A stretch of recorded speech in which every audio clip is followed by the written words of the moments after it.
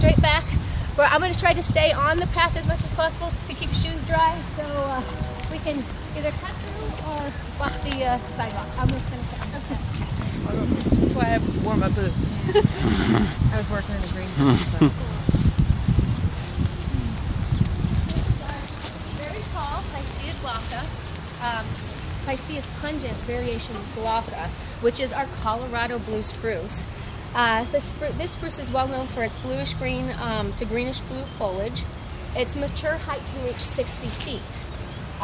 The rule of thumb to identify between different conifers, because whenever I started they all kind of look the same, is you look at the needles. On spruces, you will have needles that are in a singular pattern, so they're unlike pines, they're not clumped together, and they kind of whirl around each branch, and so that's a good way to identify a spruce. As opposed to a pine? As opposed to a pine, because pines will be in clumps. And I'm going to show you like one around here that I really am interested in. Let's see. The Colorado spruce is the most popular spruce because of its beautiful blue color. And there are many there's many cultivars that vary on their bluishness, but the most blue is the Hope's cultivar. Okay, now we're going to go this way. Okay.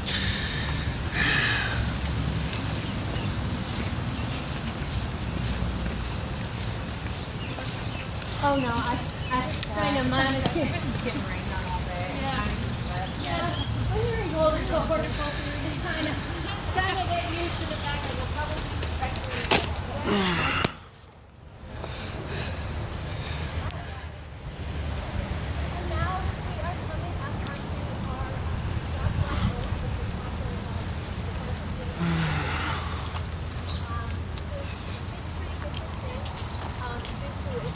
Due to its leaves, bicolor is symbolizing the fact that the tops of the leaves will be a dark glossy green, while the undersides will be almost white. So it looks really nice in the wind. You have to come back for the tour when all the leaves and plants. Oh, I know.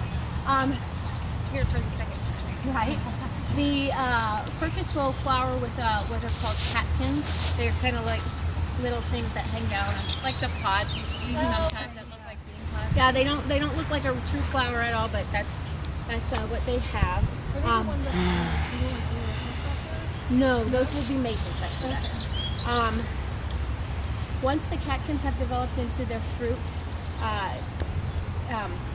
you can identify different oaks by the way the fruit is too.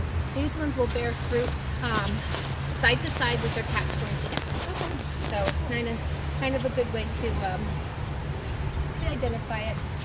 This tree will be pyramidal in shape at its roots and begin to spread out with age and reach up to about 80 feet. And the swamp white oak is the most popular oak. So that's kind of fun.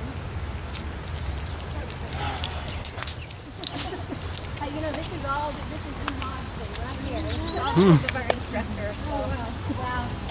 He gets you really interested in what you're doing around here. So, of course, I couldn't say all the trees. So, I'm going to do the ones that are best suited for the day and the back. Okay. And I'm going to check this.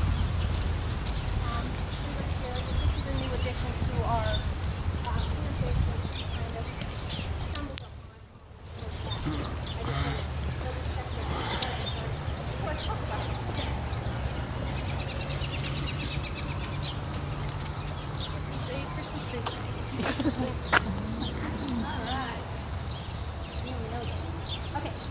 This is Abies coreana, which is a Korean fir.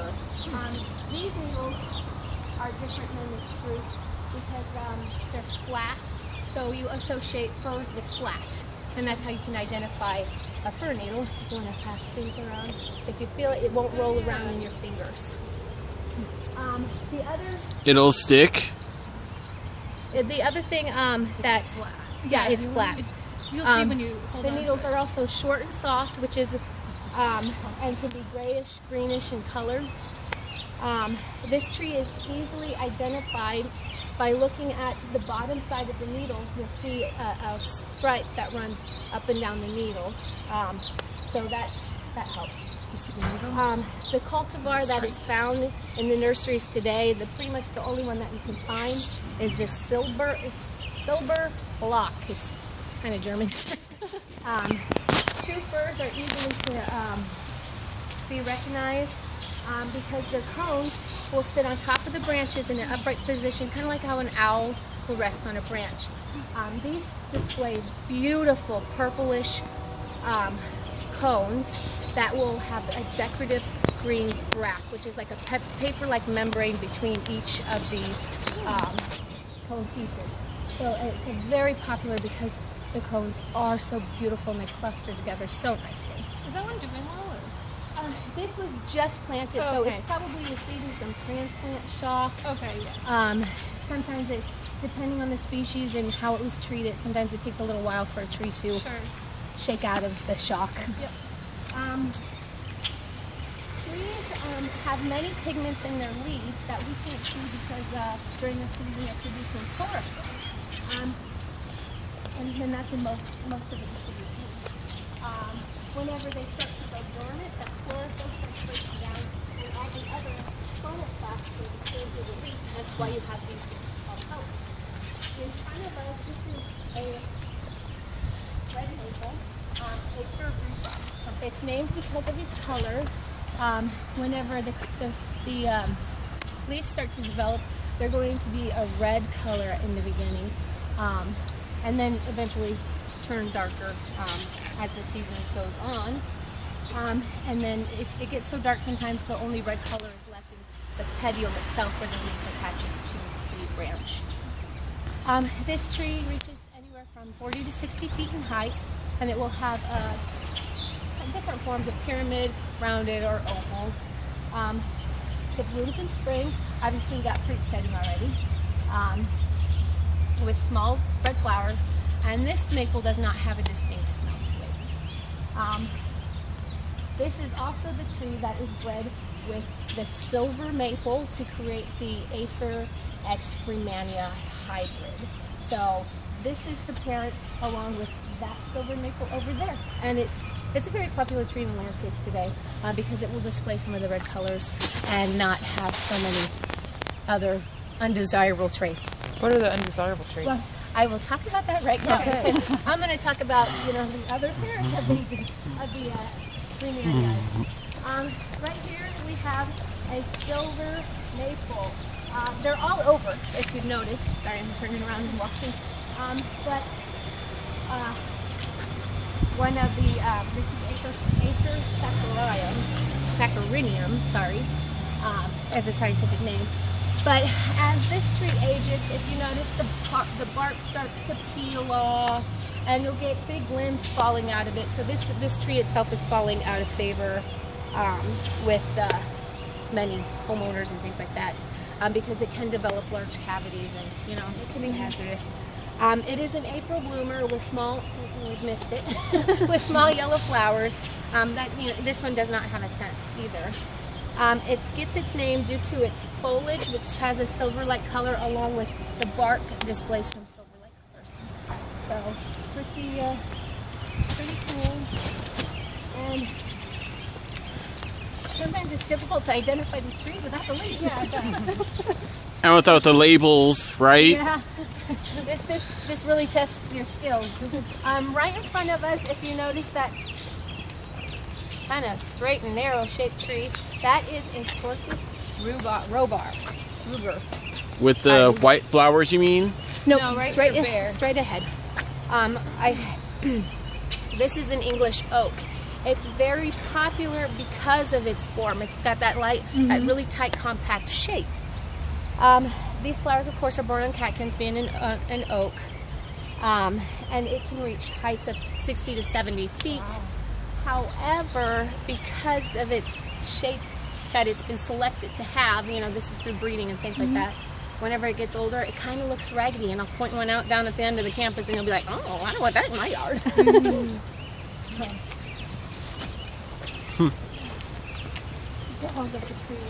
You only want it when it's a puppy.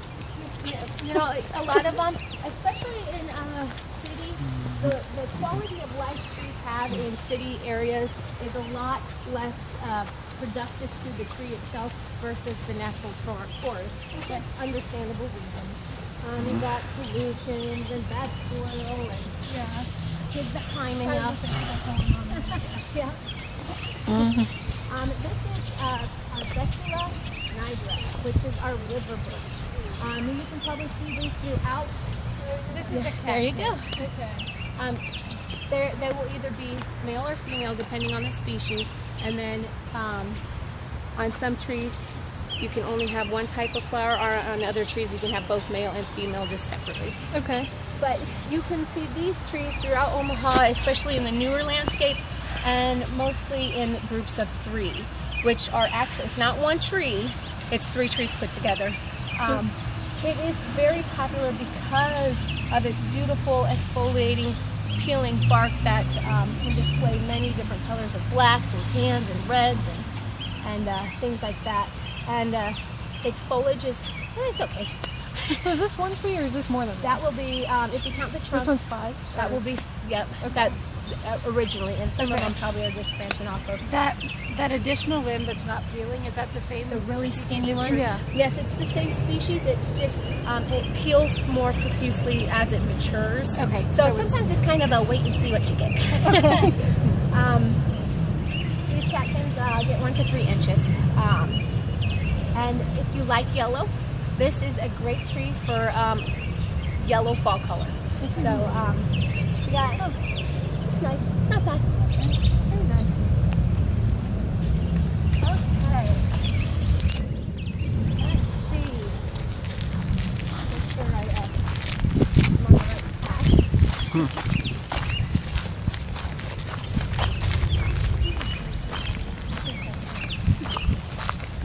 Okay, we're right here. This tree is the Japanese pagoda tree. Why is it called that? I'm just going to tell you. Good question. It gets its name pagoda tree due to the layering, rounded effect. It looks rounded whenever it has foliage on it. But just the way the branches layer is how it gets its name. And the Japanese name? The scientific name is Cyphalobium japonica. But it's not actually Japanese, is it? No, not really. Sometimes the names will kind of trick you. So I believe, if I'm correct, it's not really a native of Japan itself. So it could be more Asian, so to speak. What did you say it could be? More, Asian, depending on what part of Asia. This tree will display compound leaves, and a compound leaf is unlike your classic maple, which is palmate and simple because it has 1 leaf per petiole. This one will have a petiole with lots of leaflets attached to it. So it looks like it's got leaves itself, but it's only 1 leaf. And you can tell by the way it's attached to the petiole. It's a little confusing, but it all works out in the end. The other thing that this tree does is it blooms beautiful pea-like flowers of white to yellow,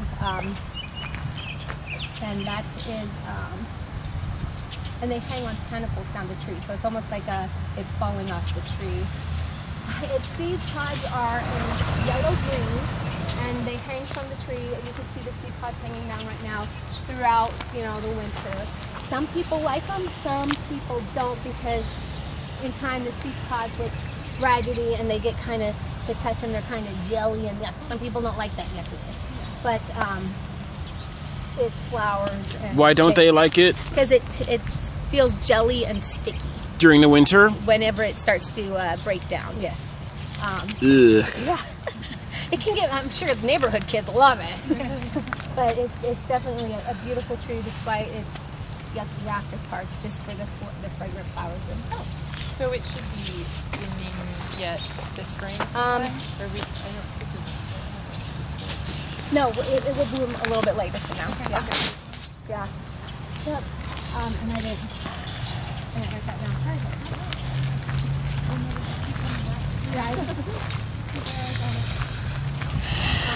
Yeah, and if you notice, these seed pods look kind of like the way a balloon balloon animal looks whenever it's unraveled, kind of misshapen and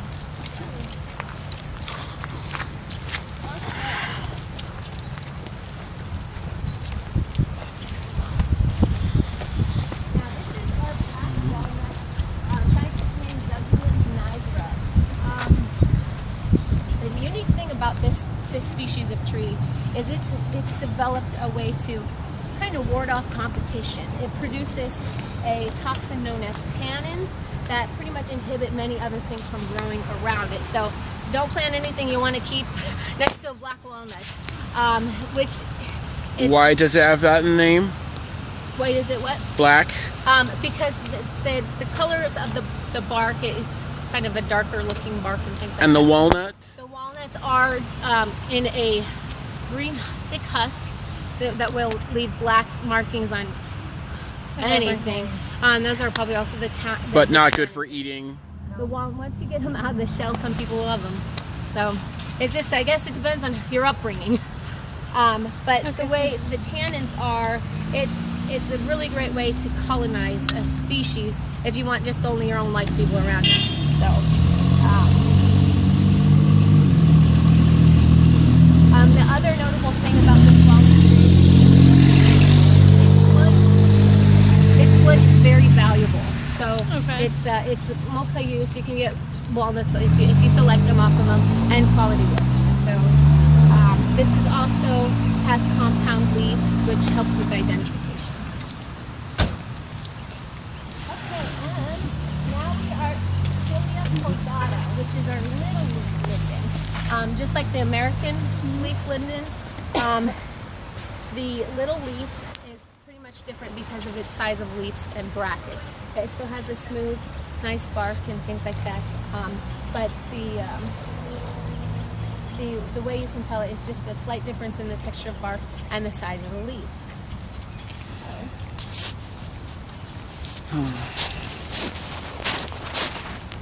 Okay, that's not what we're going to go for, right?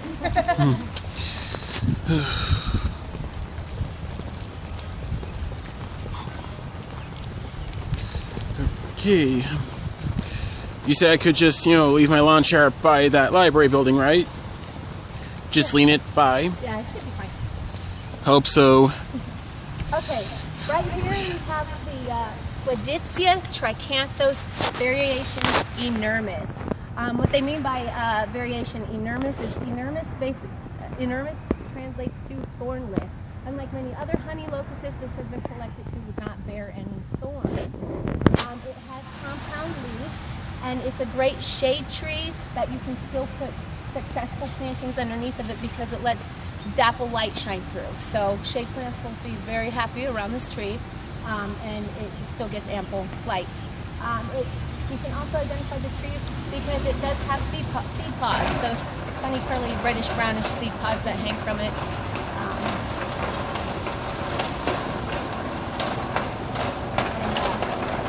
The more I stand there, they're kind of all over the place. It's not my favorite because the little tiny leaflets get everywhere, and then you have these. So, Catherine, how long have you been in the tree business? I've been going to Metropolitan Community College for about 2 years, and I will be graduating from the program this May. Is that how you know trees? This is exactly how I know trees.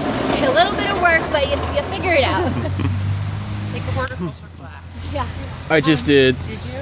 Yes, the intro.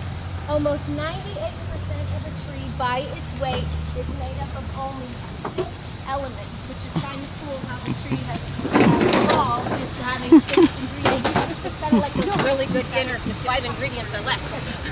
So the 6 elements are carbon, nitrogen, hydrogen, phosphorus, oxygen, and sulfur. And that's all it needs. Wow. Yeah, pretty cool.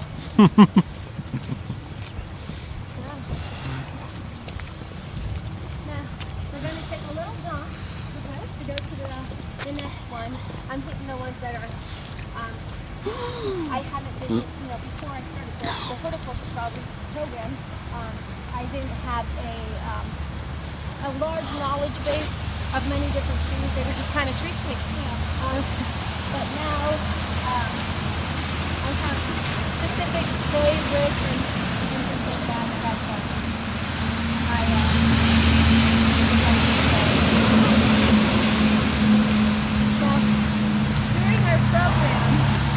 Whenever we're doing our tree identification class, our instructor Todd is great. He will take us out and walk us through each tree and on the landscape and say, now this is what it looks like. Whenever you go out into the field, I want you to think of this spot and this tree, and it'll help you remember. He was right. Right, because I prepared this walkthrough and didn't have any trouble figuring out where any tree was because it was there. So our instructors here are great. Around here we've had tree removal done. Unfortunately, some of these trees are finishing out. So, like I said, you kind of got to take a walk of the campus almost seasonally just to see what's come and gone. Hold on just a second, guys. Let me take a look at this tree real quick. Okay. Funny what you see popping out sometimes.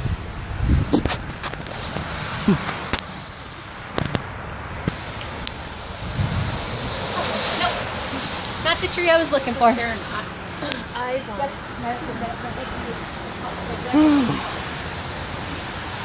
Sometimes I get upset.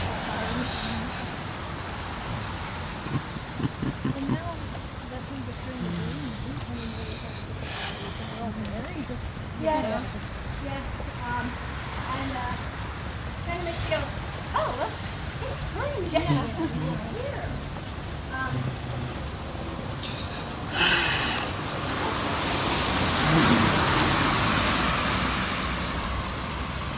This campus is a really great addition to the National Arboretum, and I feel like it's one of our treasures here because where else can you go and see, I mean, other than the open PV site now, that you can go and see so many different species of trees that aren't the cookie cutter type of tree. Unfortunately, hopefully we're producing landscape designers and forests that will break the mold and explore more. And I'm sorry, that's our goal as working with you,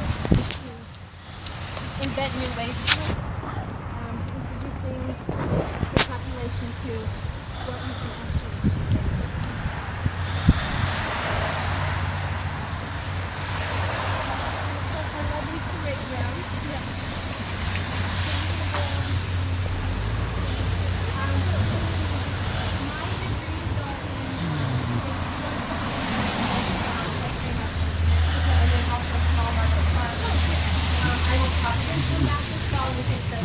Courses I need to get my landscape management degree, which is based on the design itself. Okay. Reading blueprints, drawing things to scale. I waited for that course because it is an intense course, and being a mom, you do as much as you can and say, this is all I can do for now. So you said you're a mom? I am a mom. Your child's name? Is Elena. She's 13. Woo! Yeah, she's fun. 13, yeah. When was she born? She was born in 2001. Yeah. Doesn't seem like that long ago. Okay, now in front of us we have what is known as the jewel of the When's her birthday? This is a paper bark maple, which is Acer griseum. Why is it called that? Because the exfoliating bark peels up kind of like, and it's thin like paper. It's a very desirable tree in the landscape because its ornamental bark is so nice to look at. The one thing about this tree is, unfortunately, it does not favor so well in our climate. In order to have a successful tree, it has to be grafted with a hardy rootstock. And sometimes, depending on how they plant the tree, you can actually see the graft line itself where one species meets up with another species. Yes? You said your daughter's name was? Elena. Elena. When's her birthday? It's this summer. Oh. Well, tell her I said hi. Okay, I will. At maturity, this tree will reach up to 20 to 30 feet and have this rounded type shape. So it's pretty noticeable. Yeah, it doesn't go wild and crazy like some. It blooms in April through May with small yellow fragrant flowers, and It's not ready yet. Not yet. Do they prune this, or is it just that nice shape naturally? No, unfortunately, it needs some pruning, but without How much pruning? You can take up to 1/3 of a tree off without really injuring it. So, yeah. How often do they do that? Just as a needed basis, depending on what the owner wants to achieve in the design of the tree. So, let's see. There we go. And then back there, I don't want to get everybody's shoes all wet if you don't want to, but this back there is our Arbor cork tree, which is the Philodendron arborescens. The one thing about this tree that I really like to tell is the fact that it has evolved in a way of hiding its bud scales underneath petioles, which is a new evolutionary trick for trees to protect their buds, and not all trees will display this. So it's kind of cool to actually see the evolution of things and go, oh, this is, and be a part of it. Which tree? The one straight back. The one to the right or the one to the left? They're both. Those two light brown ones? Those, yep, right there. It blooms in May with white flowers that will turn into black seeds. So it is pretty ornamental throughout the seasons, which is also makes it